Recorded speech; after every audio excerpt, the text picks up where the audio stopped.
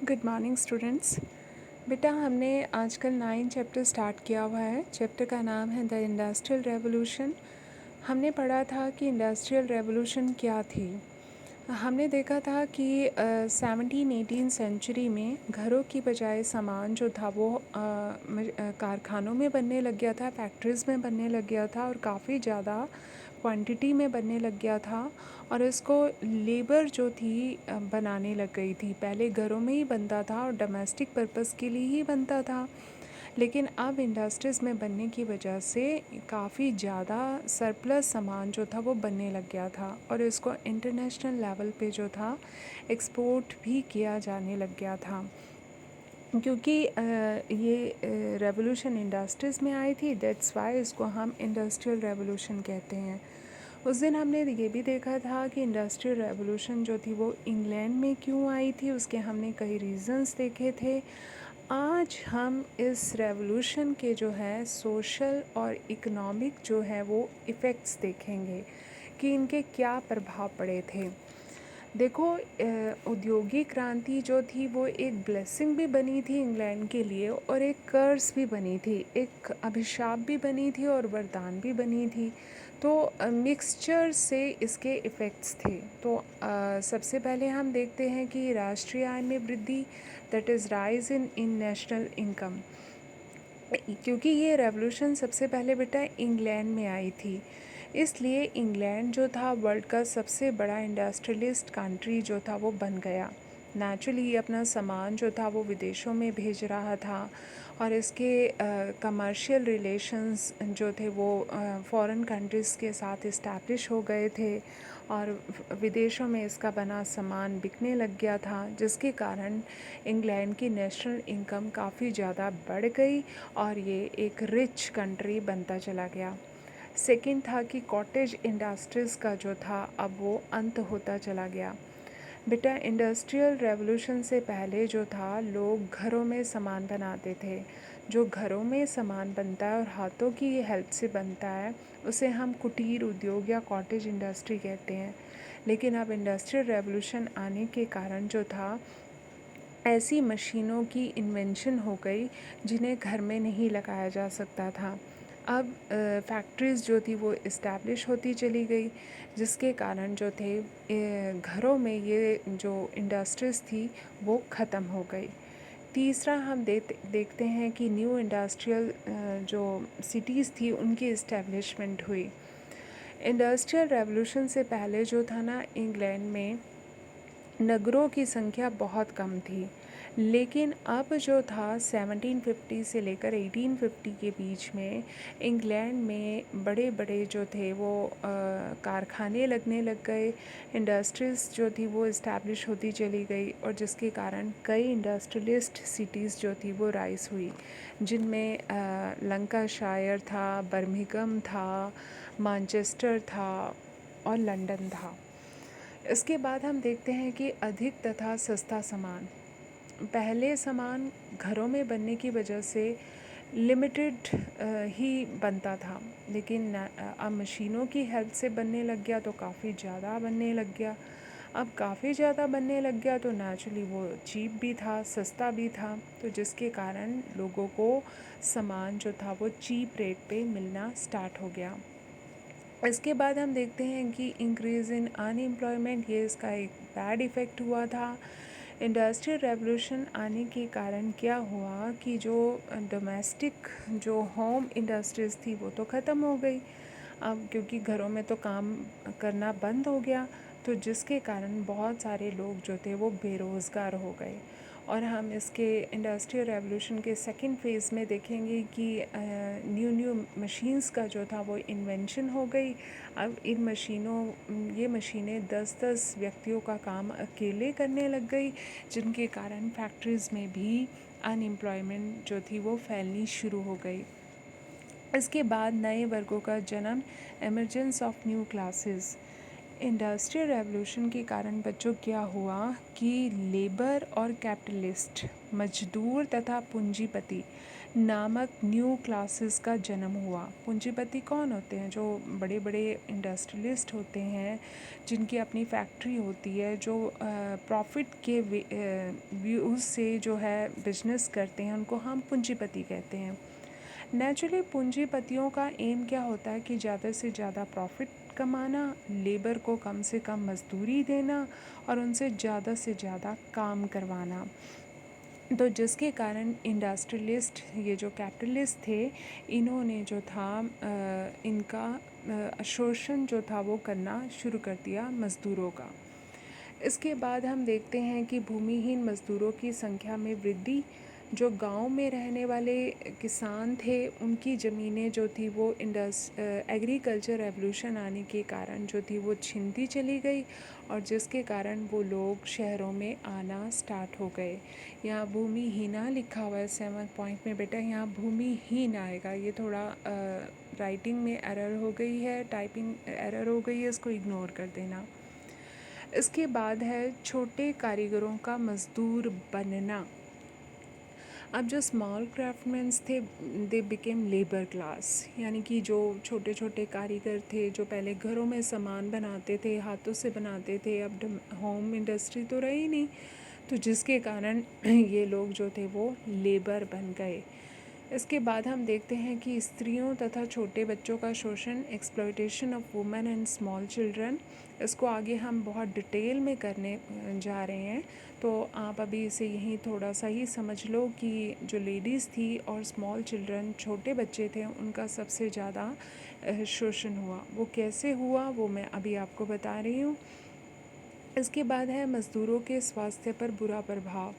देखो बेटा, ये जो इंडस्ट्री थी, ये बहुत ज़्यादा, इनमें से एक तो धुआं निकलता था। ये देखो, मैं कुछ आपको ये दिखा रही हूँ, ये हमारा स्टार्टिंग में ही है कि कैसे पॉल्यूशन हो रहा है, क्योंकि उस टाइम न्यू इंडस्ट्रीज़ लगी थी, नई नई चीज़ें लगी थी, इतना एडवांस तो थी नहीं टेक्नोलॉजी, तो पॉल्यूशन तो काफ़ी अधिक होता था। और साथ में इन इंडस्ट्रीज़ में मज़दूरों से 18-18 घंटे जो था वो काम करवाया जाता था, शोर होता था मशीनों के, तो जिसके कारण उनके स्वास्थ्य के ऊपर जो था वो काफ़ी बुरा प्रभाव पड़ा। इसके बाद अब हम इसको डिटेल में कर रहे हैं, औद्योगिक क्रांति का औरतों तथा बच्चों के हेल्थ पर क्या प्रभाव पड़ा था।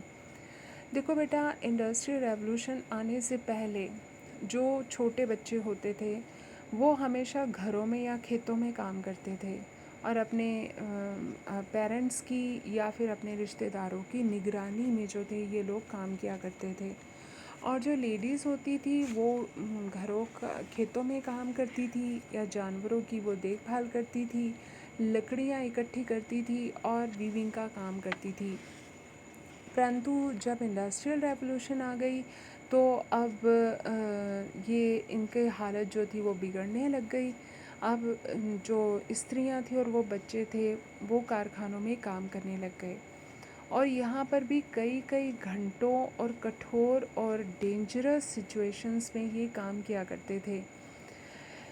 अब कैसे हुआ कि जैसे जैसे मशीनों की यूज़ बढ़ता गया, जो मैन लेबर थे यानी जो पुरुष मज़दूर थे, उनकी कारखानों में ज़रूरत कम हो गई, उनको निकाल दिया गया, और उद्योगपति जो थे वो पुरुषों की बजाय लेडीज़ और बच्चों को काम पे रखना ज़्यादा पसंद करते थे। इसके पीछे दो रीज़न काम कर रहे थे। क्या था कि एक तो स्त्रियां और बच्चों को कम मज़दूरी देनी पड़ती थी, क्योंकि ये कम मज़दूरी में ही काम करने के लिए तैयार हो जाते थे। दूसरा, ये जो घटिया परिस्थितियां थी काम करने की, जो बेकार सी परिस्थितियां थी, उनमें उनकी ये बहुत ही कम कंप्लेंट किया करते थे। और बच्चों को तो ये कपड़ा मिलों में स्पेशली रखा जाता था। वहाँ पर जो मशीन्स बनाई गई थी ना, वो बच्चों की ही हाइट के अकॉर्डिंग बनाई गई थी, और ये मशीन्स इतनी क्लोज़ एक दूसरे के पास रखी जाती थी कि बच्चा इनके बीच में से आसानी से आ जा सकता था। इसलिए बच्चों को जो था वहाँ पर रखा जाता था, और इन बच्चों से कई कई घंटे जो था काम करवाया जाता था। इवन संडे को भी इनको मशीनों को साफ़ करने के लिए काम पर आना पड़ता था। इन्हें कोई फ्रेश एयर नहीं मिलती थी, कोई अपना लेजर के लिए, अपने व्यायाम करने के लिए, एक्सरसाइज करने के लिए टाइम नहीं मिलता था। और कई बार तो इन बच्चों के जो बाल थे वो मशीनों में फंस जाते थे, या उनके हाथ जो थे पूरी तरह से क्रश्ड हो जाते थे। और बच्चे, क्योंकि इनसे 24 में से 18-18, 20-20 घंटे काम करवाया जाता था। नेचुरली बच्चे हैं, वो काम करते करते इतने थक जाते थे कि उन्हें नींद की झपकी आ जाती थी, और कई बार तो वो मशीनों पर ही गिर जाते थे और मौत का शिकार हो जाते थे, मर जाते थे। फिर हम देखते हैं कि कोल माइंस में तो चोटें लगना बड़ी आम बात थी। कोल माइंस तो और भी डेंजरस होती हैं। वहाँ पर जो उनकी जो माइंस की जो छतें होती थी, रूफ्स होती थी, वही कई बार धंस जाती थी या उनमें ब्लास्ट हो जाता था। और इन छोटे बच्चों को इन कोल माइंस में ट्रैम्पर का काम दिया जाता था। ट्रैम्पर क्या होता है कि जब कोल में रखे हुए जो डब्बे होते हैं, जब वो इधर उधर लेकर जाए जाते हैं, तो वो बच्चे जो थे वो गेट खोलने का और बंद करने का काम करते थे। इसके अलावा इन बेचारों को अपनी पीठ पर जो था ये सामान रखना होता था, और छोटे छोटे बच्चे होते थे और इनसे इतना ज़्यादा जो था वो काम करवाया जाता था। इसके बाद हम अगला क्वेश्चन देखते हैं कि ये मैं आपको ये बताना चाहूँगी कि इन बच्चों और लेडीज़ की और लेबर क्लास की सिचुएशन सुधारने के लिए फ्यूचर में हम पढ़ेंगे कि कई लॉज़ बनाए गए थे। इन लॉज़ के बारे में हम अगली वीडियोस में देखेंगे। अब हम अगला टॉपिक देखते हैं कि what is the significance of London. London जो ब्रिटेन की कैपिटल है, इंग्लैंड की कैपिटल है, वो उसका कैसे महत्व बढ़ता चला गया। हम देखते हैं कि 1750 से 1800 के बीच में ब्रिटेन में बड़े बड़े शहरों का राइज हुआ। उनमें 11 बड़े शहर थे, जिनमें लंदन जो था वो सबसे बड़ा था। यह जो था ब्रिटेन के सभी बाज़ारों का हब था। हाँ, मतलब यहाँ पर सभी जगह का सामान जो था वो बिकने के लिए आया करता था। और जितने भी बड़े शहर थे वो इसके आसपास ही, लंदन के आसपास ही स्थापित हुए। फिर हम देखते हैं कि ये इंटरनेशनल ट्रेड का सबसे बड़ा सेंटर था। यहाँ पर जो था अंतर्राष्ट्रीय व्यापार, वर्ल्ड लेवल पे जो बिजनेसमैन आते थे वो यहाँ पर व्यापार करने के लिए आते थे। फिर हम देखते हैं कि इंग्लैंड जो था वो वेस्ट इंडीज़, अफ्रीका और इंग्लैंड, ये ट्रायंगुलर ट्रेड का जो था वो सेंटर था। इंग्लैंड का अफ्रीका और वेस्ट इंडीज़ के साथ व्यापार होता था। यहाँ हंसी का वर्ड लिखा है, दैट इज़ अफ्रीका। और वेस्ट इंडीज़ के साथ जो व्यापार होता था उसका ये सेंटर पॉइंट था। इसके बाद हम देखते हैं कि अमेरिका और एशिया से व्यापार करने वाली जो कंपनियां थी, उन सभी के मोस्टली ऑफिसेज जो थे वो लंदन में थे। और 1694 में लंदन में ही बैंक ऑफ इंग्लैंड की भी स्थापना हुई, और इसके साथ साथ काफ़ी सारे बैंक्स जो थे वो लंदन में इस्टेब्लिश होते चले गए। और इस तरीके से लंदन जो था वो आने वाले टाइम में इंग्लैंड का सबसे इम्पॉर्टेंट शहर बन गया, और इसी को ही फ्यूचर में जो था वो इंग्लैंड की कैपिटल भी बनाया गया। इसके बाद हम देखते हैं कि ब्रिटेन के लिए जो कॉटन इंडस्ट्री थी उसका क्या महत्व था। बेटा, लंदन में याद रखना कि कपास का प्रोडक्शन बिल्कुल नहीं होता। फिर भी 1780 के दशक में, उसके डिकेड में, कपास उद्योग में लंदन, ब्रिटेन जो था वो वर्ल्ड का सबसे बड़ा देश बन गया। तो हम ये देखते हैं कि ब्रिटेन ने ऐसा किया कैसे। तो हम देखेंगे कि जो रॉ मटेरियल होता था, क्योंकि ब्रिटेन में मैंने आपको बताया कि कॉटन बिल्कुल नहीं उगती थी, तो जितना भी कॉटन मंगवाई जाती थी वो दूसरे देशों से इंपोर्ट करवाई जाती थी।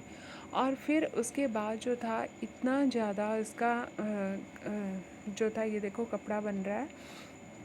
और इसके बाद हम देखते हैं कि कपड़ा जब तैयार हो जाता था तो उसको एक्सपोर्ट किया जाता था।